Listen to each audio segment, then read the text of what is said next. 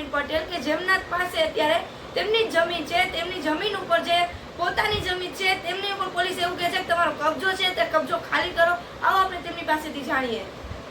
શું નામ આપનું? મારું નામ ભૂમિકા પટેલ છે. શું બન્યો છે? બનાવમાં એવું છે કે અમારી જેતપુરમાં દેવપીદા રોડ ગામ છે, ત્યાં અમારી જમીન આવેલી છે અને એમાં અમારા કાકા સાથે અમારે ઘણા સમયથી ડિસ્પ્યુટ ચાલે છે. એ બાબતની મેટર અમે ઓલરેડી સિવિલ દાવો છે એ કોર્ટમાં દાખલ કરેલો છે, છતાંય પોલીસ વચ્ચે ઇન્ટરફિયરન્સ કરે છે ને અમને એવું કહે છે કે આ જમીનમાં કોનો કબજો છે, શું છે, એ બધું અમારે નક્કી કરવાનું છે, તમારે આ કબજો છોડી દેવાનો છે અને એ જે કબજો છે એ તમે આને નહીં આપો તો અમે તમારા ઉપર ફરિયાદ કરશું, ચોરીની ફરિયાદ કરશું, તમારા મજૂર ઉપર ફરિયાદ કરશું. મારા મજૂરને ધમકાવ્યા કે તમે જમીન ઉપર જાશો, જમીન ઉપર વાવણી કરશો, તમે આ બેનના ખેતરમાં કાંઈ પણ કામ કરવા જાશો તો અમે તમારી વિરુદ્ધ ફરિયાદ દાખલ કરશું અને એમ કરી અને અમને અત્યારે કબજો ખાલી કરવા માટે ધમકાવે છે. ઓલરેડી કોર્ટની અંદર મેટર પેન્ડિંગ છે, કોર્ટે પંચનામાનો ઓર્ડર કરી દીધો છે, છતાંય કોર્ટ પંચનામું કરવા આવે એ પહેલા જમીનની સ્થળ સ્થિતિ બદલવા અને પુરાવાનો નાશ કરવા માટે થઈ અને જે જેતપુર તાલુકા પોલીસ સ્ટેશનના પીઆઈ છે હેરમા સાહેબ અને એમ સાથે બીજા જમાદાર છે ભીમાભાઈ ગંભીર, એ લોકો મળી અને અત્યારે અમારી જમીનનો કબજો ખાલી કરવા માટે સતત અમને ટોર્ચરિંગ કરી. હાલ આગામી તમારું કેવું શું છે કે જે તમને ટોર્ચર કરવામાં આવે છે તો એમના આગામી પગલા તમારા શું હશે? મેં ઓલરેડી ડીવાયએસપીમાં, એસપીમાં, આઈજી સાહેબને રજૂઆત કરી છે પણ ત્યાંથી મને કોઈ સંતોષકારક જવાબ નથી મળ્યો. એટલે હાલ આ જેટલા બી પોલીસ અધિકારીઓ છે કે જે આ રીતે ખોટી રીતે જમીનના હવાલા કાંડમાં પડે છે કે જે કંઈ પણ મારી જમીનની અંદર જે કંઈ પણ ઇન્ટરફિયરન્સ કરે છે એ માટે એના ઉપર ડિપાર્ટમેન્ટલ ઇન્ક્વાયરી થાય અને પ્લસ પોલીસ છે એની અંદર ઇન્ટરફિયરન્સ કરવાનું બંધ કરે એટલા માટે થઈ અને મેં હાઈકોર્ટમાં રીટ પિટિશન દાખલ કરેલી છે. એમાં અત્યારે અમારા એડવોકેટ તરીકે પ્રશાંતભાઈ ચાવડા રોકાયેલા છે.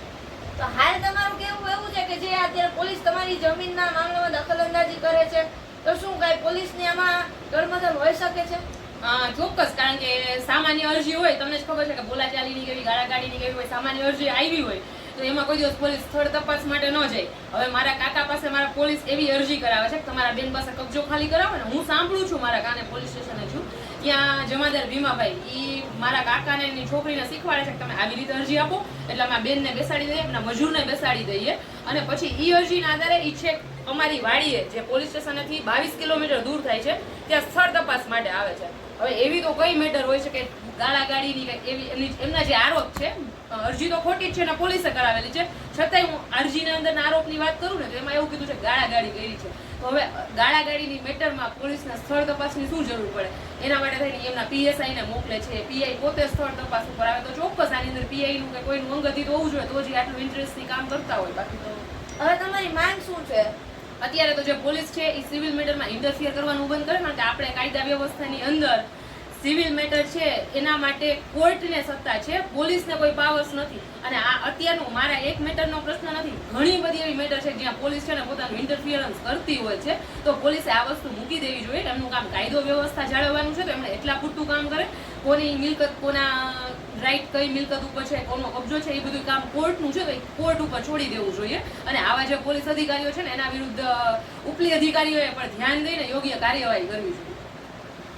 દર્શક મિત્રો, આપ સૌ જોઈ શકો છો કે જે અત્યારે ભૂમિકાબેન પટેલ આપણી સમક્ષ છે, તેમની જે જમીન છે તેના જમીનની મેટરમાં જેતપુર પોલીસ દખલઅંદાજી કરી રહી છે. તેમનું કેવું એવું છે કે પોલીસને જ્યારે આ દખલઅંદાજી કરવાનો કોઈ રાઇટ્સ જ નથી તો શા માટે આ પોલીસ દખલઅંદાજી કરી રહી છે? આ માટે ઉપલા અધિકારીઓએ પણ ખાસ ધ્યાન આપવું જોઈએ. આ સાથે હું રીતિ ગોસ્વામી.